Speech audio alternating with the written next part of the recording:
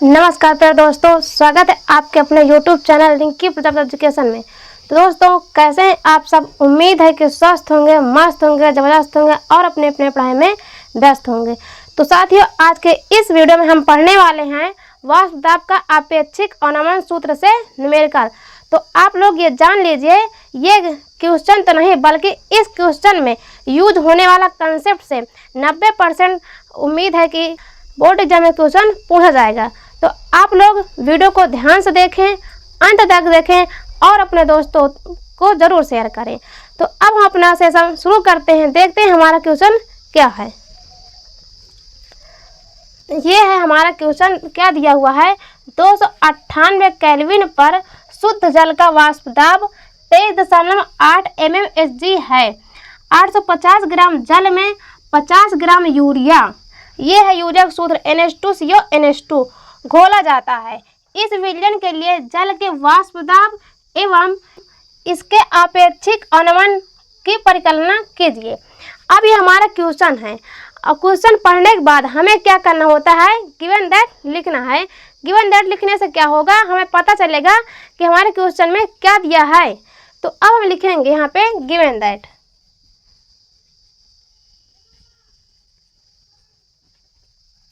देखिए क्या दिया, ये है शुद्ध जल का वाष्पदाब। तो शुद्ध जल का वाष्पदाब दिया है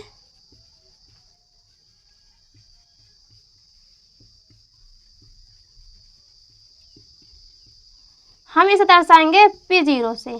कितना दिया हुआ है, 23.8 mmHg। अब देखिए इसके आगे क्या है, 850 ग्राम जल में 50 ग्राम यूरिया घोला जाता है।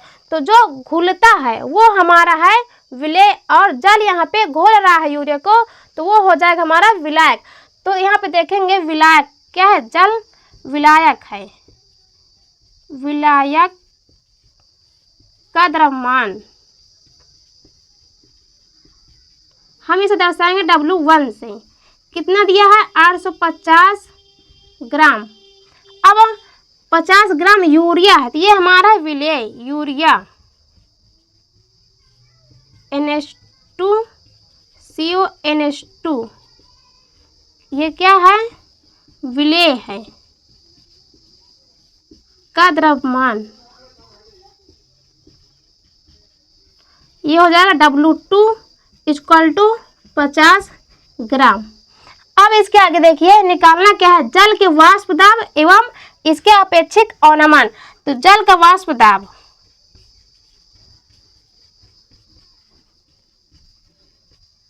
इसे लिखेंगे PS से, इसे निकालना है। और वाष्पदाब का अपेक्षिक अवनमन तो यहाँ पे लिखेंगे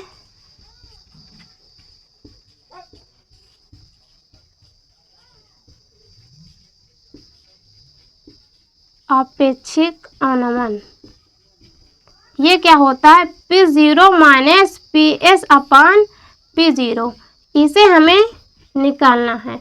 अब इतना लिखने के बाद इसके आगे के स्टेप है हमारा सूत्र लिखना। तो हम लिखेंगे सूत्र। सूत्र हमारे यहाँ पे देखिए क्या होता है। तो ये होता है P0 - PS/P0 = x2, ये होता है। अब यहाँ पे देखिए x2 की जगह पर हम x2 बराबर W2/M2 गुणे M1/W1, ये इतना लिख सकते हैं। अब दोस्तों आपको यहाँ पे डाउट आएगा कि हम इसे कहाँ से इतना लिख दिए। तो आप नहीं पता है तो पीछे वीडियो आप जाकर देख सकते हैं, वहाँ पे बताए हैं विस्तार से। तो इसे हम यहाँ पे लिखेंगे। तो जब यहाँ पे x2 की जगह पर रख देंगे तो हमारा सूत्र बनेगा P0 - PS/P0 = यहाँ पर हो जाएगा W2/M2 गुणे M1/W1। अब यहाँ पे देखिए ये W2 हमारा क्या है, M2 क्या है, M1 क्या है, W1 का। तो यहीं पे आप समझ लीजिए, ये M1 जो है हमारा, ये हो जाएगा विलायक का द्रव्यमान, विलायक का मोलर द्रव्यमान, और W1 हो जाएगा विलायक का द्रव्यमान।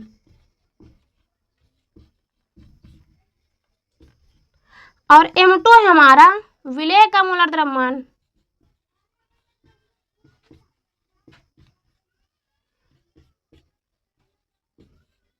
और W1 है विलेय का द्रव्यमान।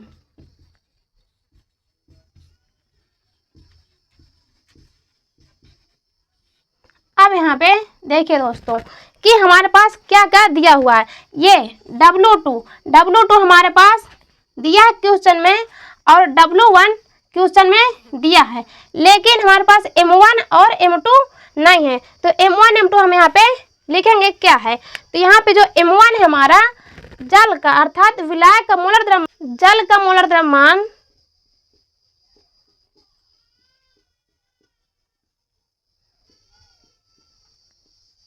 ये होता है हमारा 18 ग्राम प्रति मोल। और इसके ये M1 है।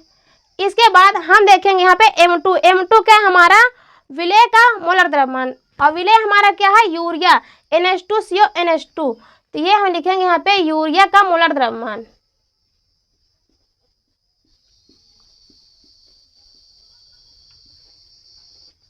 M2 ये होता है हमारा 60 ग्राम प्रति मोल।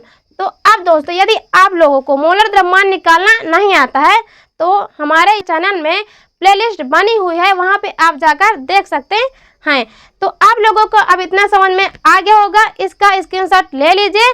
अब आगे नेक्स्ट स्टेप में हम करेंगे ये जो हमारा सूत्र है इसमें सभी मानों को रख कर सॉल्व कर लेंगे, हमारा आ जाएगा आंसर। तो अब दोस्तों देखिए हम यहाँ पे सभी मानों को रख देंगे। तो जब रखेंगे मान तो P0 माइनस PS बटे P0। अब यहाँ पे देखिए आपको ये लगेगा कि यहाँ पे P0 दिया है, लेकिन हम यहाँ पे P0 का मान नहीं रखे हैं। तो हमें P0 का मान अभी नहीं रखना, क्योंकि पहले हमें निकालना है वाष्प दाब का आपेक्षिक अवनमन। तो पूरा जो इतना ये हमारा ये पूरा वाष्प दाब का आपेक्षिक अवनमन कहलाता है, इसलिए हम पहले इतना पूरा रखेंगे इसको ऐसे। तो अब यहाँ पे रखेंगे W2 हमारे पास है 50 ग्राम और M2 हम निकाल चुके हैं 60 ग्राम प्रति मोल, गुणे M1 का हमारा 18 ग्राम प्रति मोल, तो 18 लिखेंगे। और W1 हमारे पास कितना है 850 ग्राम, ये हमारा इतना आ गया।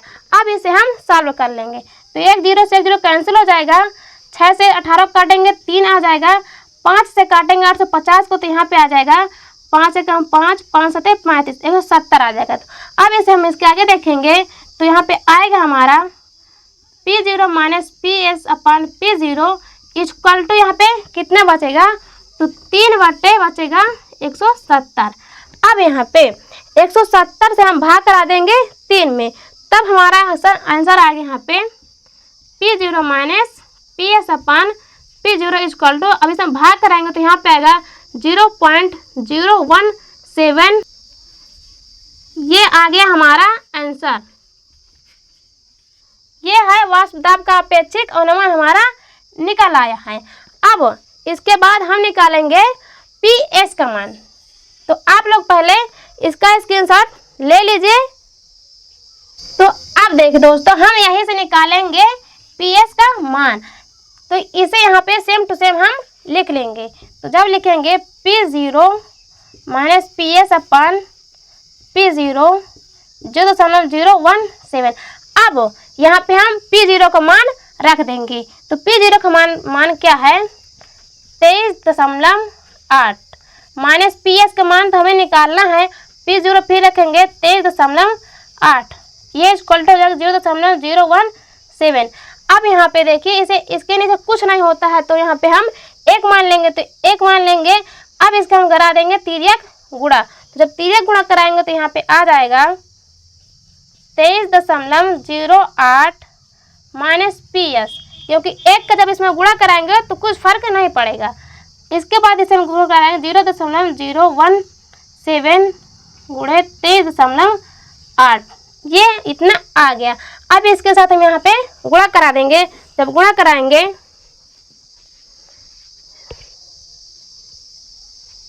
यहाँ पे जब हम गुणा करा देंगे तो यहाँ पे आएगा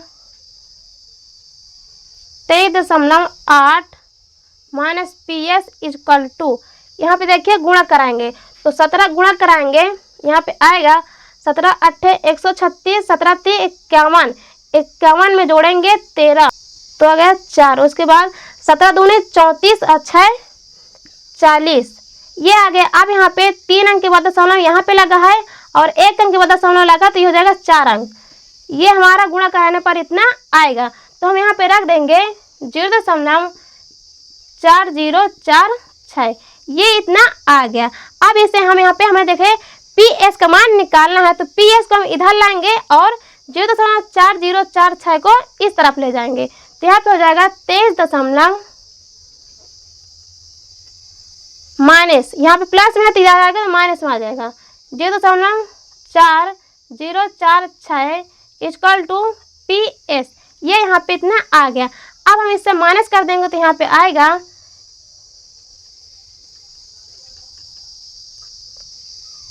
23.4 PS, ये हमारा आ गया जल का वाष्प दाब।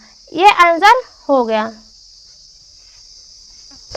तो उम्मीद है दोस्तों आपको ये समझ में अच्छे से आगे होगा। तो आप लोग इसका स्क्रीनशॉट ले लीजिए। अब आज के लिए इतना ही, हम मिलते हैं नेक्स्ट वीडियो में इसी तरह मोस्ट इम्पोर्टेंट वीडियो के साथ। और दोस्तों वीडियो कैसी लगी कमेंट बॉक्स में आप ज़रूर बताएं, और यदि वीडियो अच्छी लगी हो तो एक लाइक ज़रूर करें। धन्यवाद।